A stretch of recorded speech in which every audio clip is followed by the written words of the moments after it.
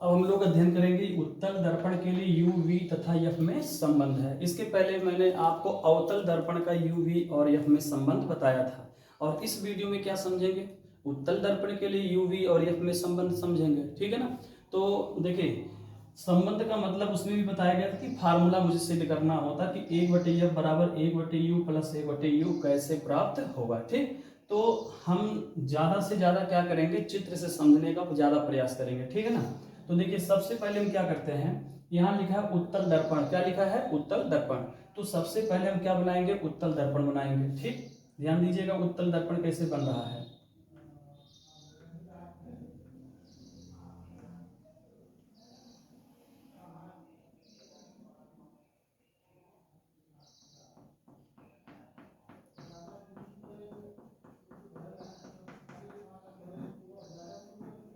यम1 और क्या हो गया, यम2 हो गया। ठीक, यहां तक आ गया समझ में। ये बन गया उत्तल दर्पण, है ना। अब उत्तल दर्पण के बाद हम क्या करेंगे, मुख्य अक्ष खींचेंगे और इसको ऐसे अगर आभासी करेंगे तो इसका मिलेगा वक्रता केंद्र, वक्रता केंद्र सी, यहाँ पर ध्रुव P और यहाँ पर ध्रुव और वक्रता केंद्र के बीच वाला जो बिंदु होता है वो क्या होता है, फोकस होता है। ठीक, यहाँ तक आ गया समझ में। अब यहाँ पर इसको इनफाइनाइट दर्शा दीजिए, यहाँ पर भी दर्शा दीजिए।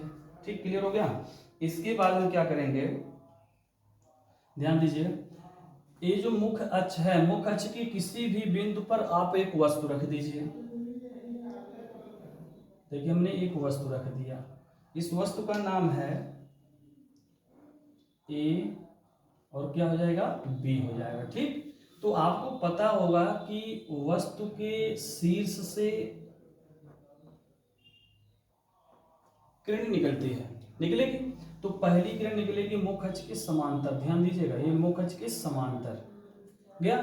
जब मुख्य अक्ष के समांतर जाती है तो ये जो परावर्तक पृष्ठ है इसी से टकराएगा, और टकरा के क्या होगा, फोकस की ओर आती हुई क्या होती है, प्रतीत होती है। ठीक, मतलब मुख्य अक्ष के समांतर जाएगी और यहाँ पर टकराने के बाद यहाँ बोला जाएगा परावर्तन के पश्चात। क्या बोला जाएगा, परावर्तन के पश्चात। परावर्तन के पश्चात मुख्य फोकस से आती हुई क्या होती है, प्रतीत होती है। ठीक, क्लियर हो गया। दूसरा जो है, यहां से वक्रता केंद्र की ओर जाएगी,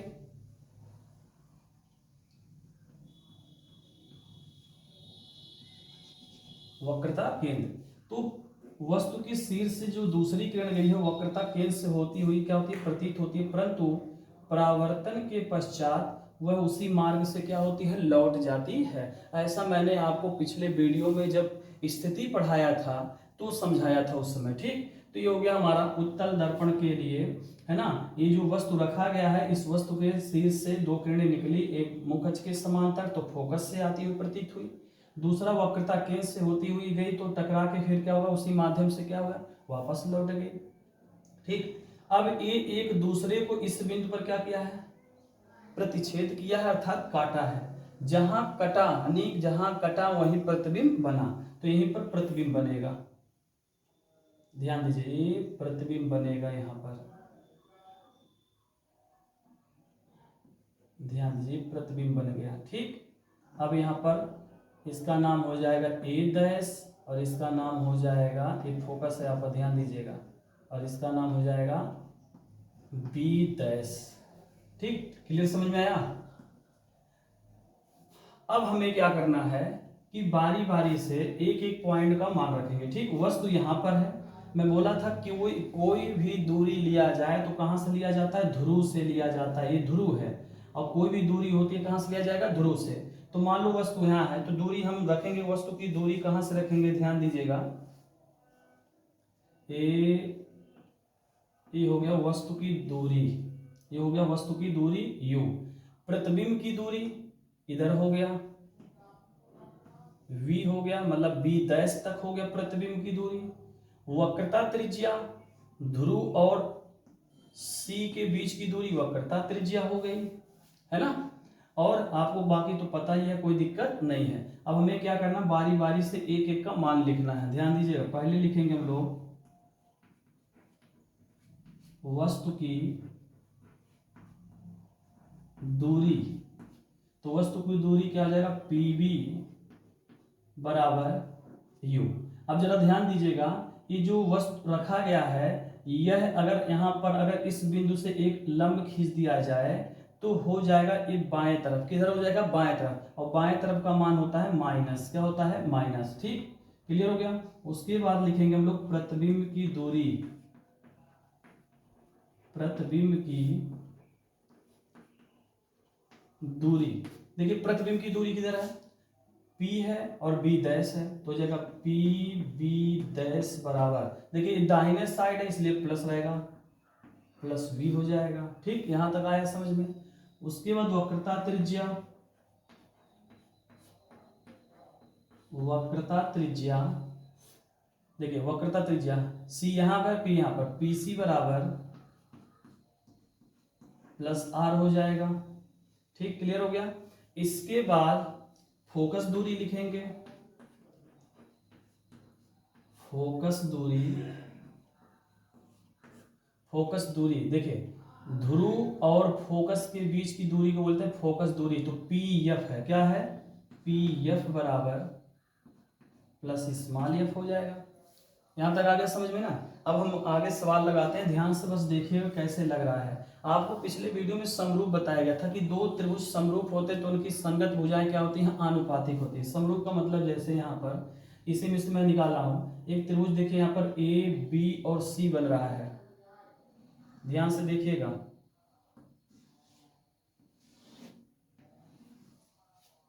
A हो गया, B हो गया और C हो गया, मिला कि नहीं, देखिए A, B और C एक त्रिभुज हो गया। दूसरी त्रिभुज देखिए इसी में है A डैश, B डैश और C, दो त्रिभुज मिले ना। दो त्रिभुज समरूप हैं, कैसे हैं, ए भी 90 डिग्री का है एक कोण, और ये भी 90 डिग्री का, इसका भी क्या है, एक कोण है, तो ये भी समकोण, ये भी समकोण है, इसलिए दोनों त्रिभुज क्या हुए, समरूप ही हैं। और ये दोनों त्रिभुज इसी फिगर में ही है, मैंने निकाल कर बाहर कर दिया। जब दो त्रिभुज समरूप होते हैं तो इनकी संगत भुजाएं आनुपातिक होती हैं, मतलब बड़ी भुजा का मान ऊपर, छोटी भुजा का मान नीचे। देखिए कैसे, यहां लिखना पड़ेगा आपको, त्रिभुज ABC तथा त्रिभुज A dash, B dash, C समरूप है, क्या है, समरूप है। क्लियर। और जब समरूप है तो आपको पता है कि संगत भुजा अनुपातिक होती हैं, AB बटे A डैश, B डैश बराबर, आधार देखिए क्या है, BC, और इसका आधार क्या है, B डैश C हो गया। यहां तक आगे समझ में, इक्वेशन नंबर बन गया आपका फर्स्ट, आया समझ में। इसी प्रकार फिर एक त्रिभुज इसमें होगा, तो देखिए A dash, B dash, F तो बन ही रहा है, लेकिन यहाँ पर इस बिंदु का नाम हम रख देते हैं R, क्या रख देते हैं, R, और R बिंदु से जब इस पर हम लंब डालेंगे तो ये बन जाएगा आर्यन, क्या बन जाएगा, आर्यन। ध्यान दीजिएगा, ये R बिंदु से जब हम मुख्य अक्ष पर लंब डालेंगे तो ये लंब हो गया आर्यन, बन गया एक समकोण त्रिभुज। तो यहाँ लिखना पड़ेगा आपको आर्यन लंब, आर्यन लंब, आर्यन लंब किस पर है, कोई भी मान लीजिए P से C तक ले लीजिए, PC पर। क्लियर हो गया। अब आर्यन लंब PC पे किए हैं, जैसे लंब डाले हैं तो देखिए फिर त्रिभुज एक बन गया, यहाँ पे निकाल कर मैं दिखा रहा हूं। यहाँ पर R है, यहाँ पर क्या है, N है, और RN F, RN क्या है, F है। क्लियर। दूसरी त्रिभुज देखिए उसमें छोटा वाला बना होगा, वही चीज A डैश, B डैश और F हो गया। फिर वही चीज है 90 डिग्री, 90 डिग्री, दो त्रिभुज क्या है, समरूप है, तो उनकी संगत भुजाएं क्या होंगे, अनुपातिक होंगे। फिर लिखिए यहाँ पर त्रिभुज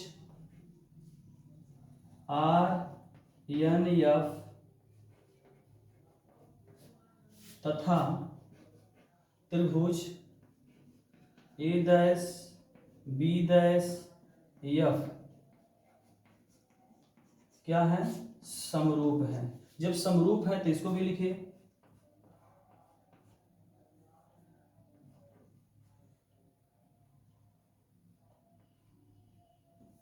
ए आर्यन बटे क्या हो जाएगा, ए डैश बी डैश बराबर एन एफ बटे बी डैश एफ हो गया। ठीक, क्लियर हो गया। अब यहां पर ध्यान और आपको देना है कि ये जो आर्यन है, ध्यान देना है, यहाँ पर आर्यन है कि नहीं है। तो यहाँ पर अगर हम फिगर इस तरह से कुछ निकाल के बाहर करें, यहाँ पर ए है, यहाँ पर बी है, यहाँ पर आर है, यहाँ पर क्या है, एन है। देखिए ऐसा दिखाई दे रहा होगा, ए बी एन और आर, या ए आर एन और क्या है, बी है। एक देखिए यहाँ पर त्रिभुज यानी चतुर्भुज बना है कि नहीं बना है, और यह आयत दिखाई दे रहा है। तो आयत के आमने सामने की भुजा क्या होती है, बराबर होती है। तो जहां पर आर्यन है वहां पर क्या लिख देंगे, ए बी लिख देंगे। तो यहां पर निकल कर आया आपका ए बी बटे ए डैश बी डैश बराबर एन एफ बटे बी डैश एफ हो गया। यहां तक आ गया ना समझ में आपको, कोई दिक्कत नहीं हुआ। ठीक, अब आगे फिर आगे पॉइंट देखिए कैसे होगा।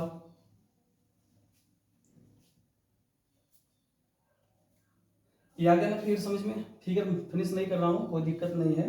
अब आगे देखिए, इसमें देखिए ये जो द्वारक खींचे हैं आर्यन ना, तो आर्यन जब द्वारक खींचे हैं तो ये जो आर बिंदु है, तो दर्पण का जब द्वारक छोटा होता है, छोटा है, तो ये जो बिंदु आर है वो पी की क्या है, बहुत पास है। यहां पर मैं लिख रहा हूं, ध्यान दीजिएगा।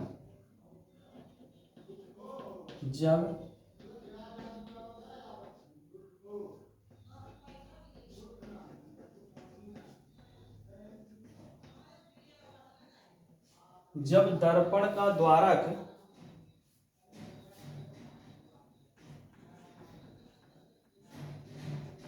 छोटा है,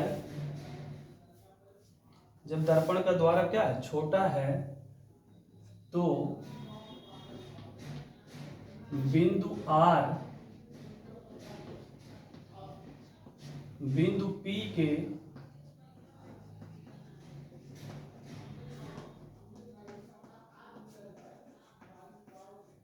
बहुत पास है। क्या है, बहुत पास है। ठीक, क्लियर हो गया। इतना पास है कि एन एफ बराबर पी एफ हो जाएगा। एन एफ बराबर क्या हो जाएगा, पी एफ। तो देखिए पी और एफ यहां पर है और ई एन और एफ है। तो ये जैसे आर बिंदु पी पर आएगा तो ये बिंदु यहां पर आएगा कि नहीं आएगा, तो हो जाएगा यहां पर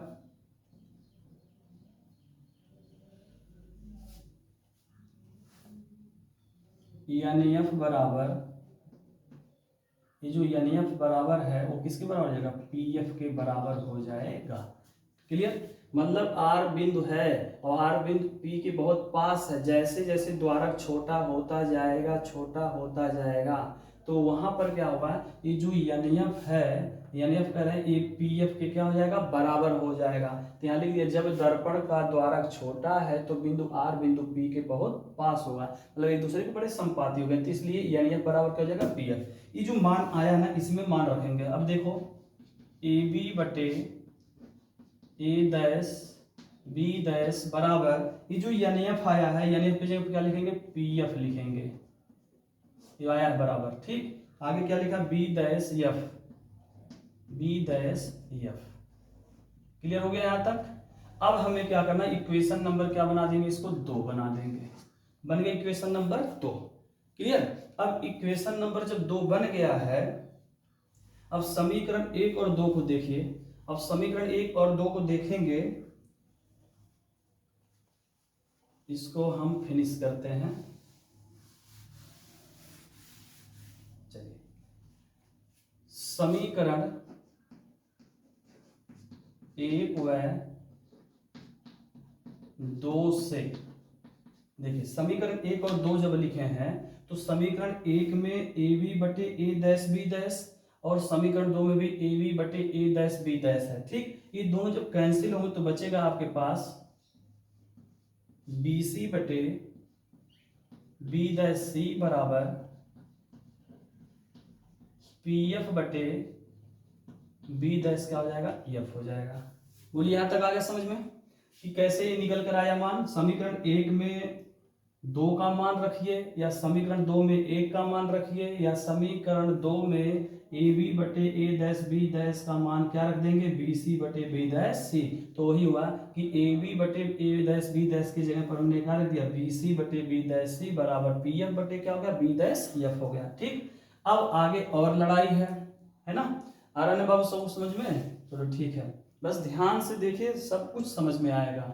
इसलिए बोला जाता है कि एकाग्रचित होकर अगर कोई चीज करते हैं तो आराम से आपको समझ में आ जाएगा, है ना। अब देखिए BC है, अब BC इस फिगर में ढूंढिए कहां पर, B यहां पर है, C यहां पर है, मिला ना। तो मैं फिगर बना बना के समझाऊंगा, B यहां पर है और C यहां पर, तो B और C, और B और C के बीच में देखिए एक P ध्रुव होगा, है कि नहीं है। तो यहां पर ध्यान देना कि पूरा BC जो है, ये पूरा BC BP प्लस PC होगा कि नहीं होगा, मतलब ये दोनों अगर जुड़ेंगे तभी तो BC बनेगा। तो ये जो पूरा BC है इसमें 2 टुकड़ा है, तो एक टुकड़ा जुड़ेगा तभी तो हमारा BC होगा। तो यहाँ BC की जगह पर हम क्या लिखेंगे, ध्यान दीजिए, BC की जगह पर हम लिखेंगे BP प्लस या PB लिख दीजिए, PB, देखिए PB प्लस PC बटे B डैश C।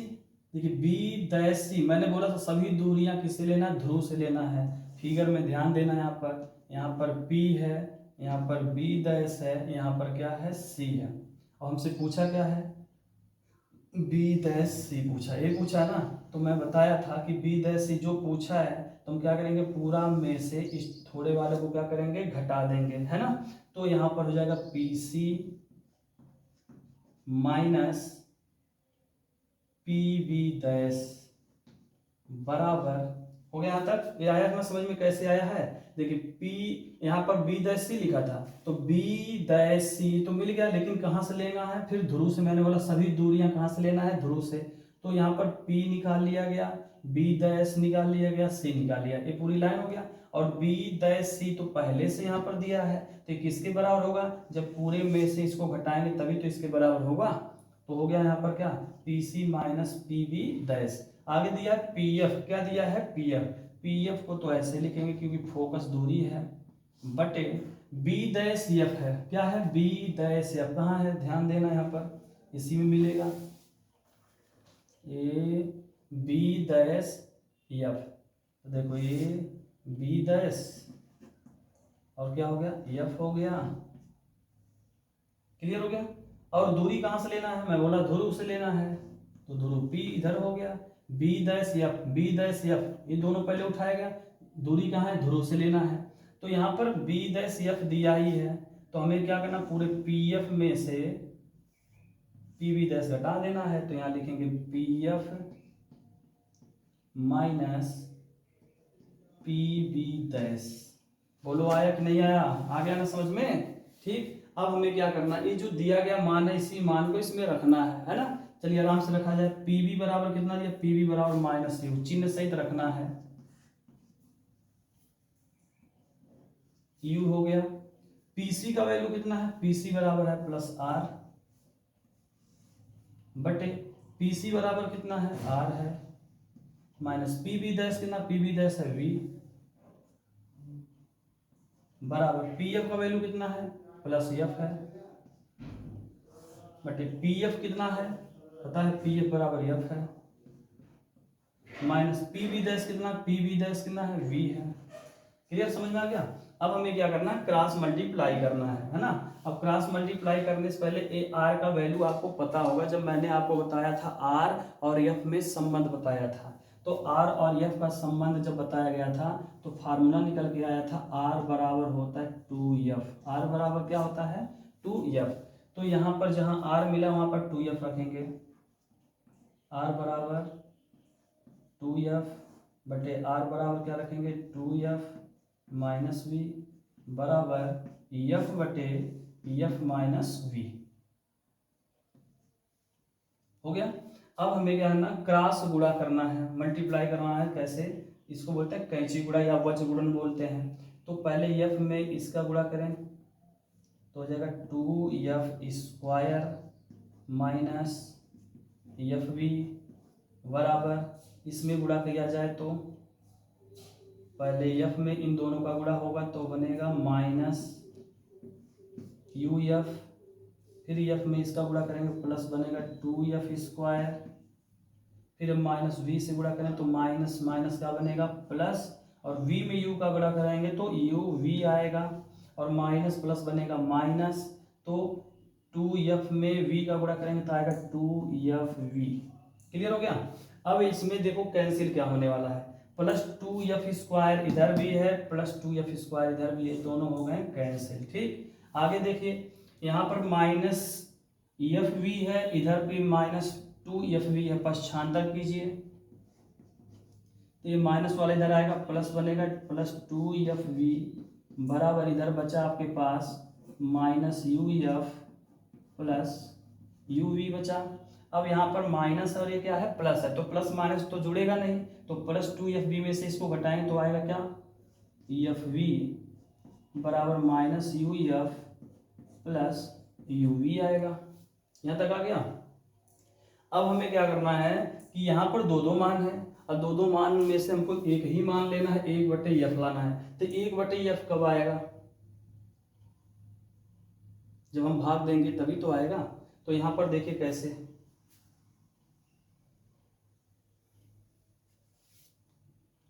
लिखेंगे दोनों पक्षों में UVF से भाग देने पर, दोनों पक्षों में UVF से भाग देने पर। ठीक, अब भाग दिया जाए, यहाँ पर ध्यान देना, देखो FV है तो FV के नीचे लिखेंगे UVF बराबर इधर क्या लिखेंगे माइनस UF बटे UVF प्लस UV बटे UVF।